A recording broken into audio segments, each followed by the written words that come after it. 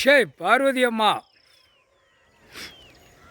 கைலாசத்திலேருந்து நீதிமன்ற கோர்ட்டு கடவுள் கணக்கு போடுதார். நீதிமான் நல்லா கேட்டுக்கோப்பா, ஜட்ஜி கணக்கு போடுதார். 2 கணக்கில் போடுதார்.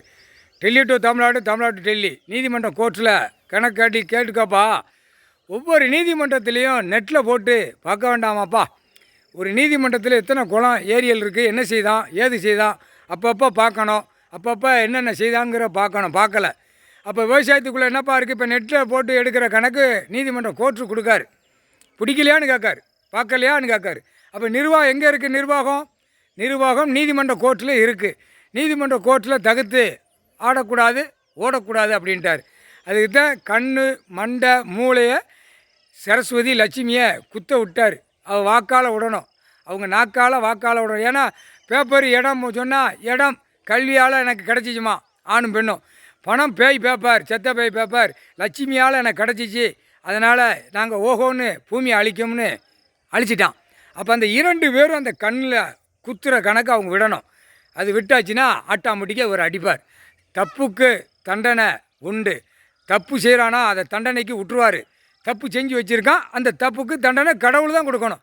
அந்த கடவுள் ஸ்தானத்தில் அவர் உட்கார்ந்து கடவுளாக நடத்தி கொண்டு இருக்கிற கணக்கு தக்க தண்டனையாக கொடுப்பார். இப்போ புரிஞ்சிருச்சாப்பா கடவுள்னா என்னன்னு தெரியுதா? இப்போ புரிஞ்சிருச்சா?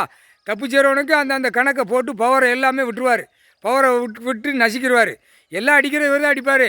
ஆனால் நாக்கால் விட்ட வாக்கு உள்ள கைலாசத்தில் அத்தனை பேர் கணக்கு கொடுக்கணும். அதுதான் கணக்கு. முற்றுப்புள்ளி வச்சுட்டார். முக்கால் சேர்த்தியம் நெட்டில் போகுதப்பா. கைலாசத்தில் நெட்டில் எடுக்கான், பார்க்கான். எந்த இடத்துல உட்காந்துருக்காரு ஓப்பனா விரித்து உட்காந்து பார்க்கான். டெல்லி பார்க்கான், ஊடாலப்பட்ட மாநிலத்தில் பார்க்கான், தமிழ்நாட்டிலையும் பார்க்கான். அப்பா யோசனை வேண்டாமா? நீதிமன்ற கோர்ட்டில் யோசிக்க வேண்டாமா?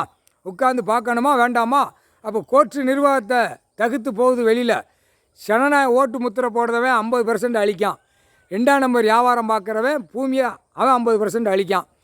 50% அரசியல்வாதி பூரா அழிக்கான். புரியுதா இல்லையா? அப்போ 150%ல் 3 கணக்கில் அழிக்கான். பிற 50% கவர்மெண்ட் வேலைக்கிறவன் பூரா எழுதி கொடுத்து அழிக்க விடுதான். அப்போ 200 கணக்கு வந்துருச்சு. அப்போ இந்த கணக்கில் 200 கணக்கில் எப்படி பிடிப்பார்? பிடிச்சி குட்டுக்கிற குட்டுப்பில் துவைச்சி எடுத்து விடுவார். நடு ரோட்டில் விட்டு தான் அடிப்பார். காணொலியில் பார்க்கணும், உலக நாடே பார்க்கணும். எல்லாம் அழிப்பார். மிச்சம் மீதி கிடக்கிறத பாடுறா அப்படின்னு விடுவார். அவர் கணக்கு அதுதான். புரிஞ்சுக்கப்பா, கணக்கு போட்டாச்சு. நெட்டில் எல்லாம் நீதிமன்றம் கோர்ட்டில் பார். ஏரி குளம் எங்கே இருக்குது, கிராம அதிகாரி தலையாரை தூக்கிட்டு சும்மா 4 மிதித்து தூக்கி கேட்காம இராத. குளம் இத்தனை குளம் எங்கே போச்சு, அது எல்லாமே வந்துடும். நெட்டில் எடுத்தாலே எல்லாம் வந்துடும்.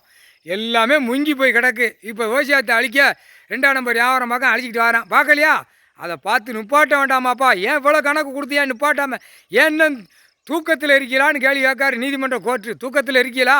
அவன் 2 கையை காலை வீசிக்கிட்டுமா தப்பிக்கணும்னு பார்ப்பான் அரசியல்வாதி. இதில் நம்ம தப்பிச்சு ஓட்டு முத்திரை வாங்கி நம்ம தப்பிச்சிட்டோம்னா தப்பிச்சு போகலாம்னா 2026 என்ன கணக்கு போடுதாரோ அதுதான் அடிக்கிற அடியில் துவைச்சி எடுத்து போடுவார். முக்கால்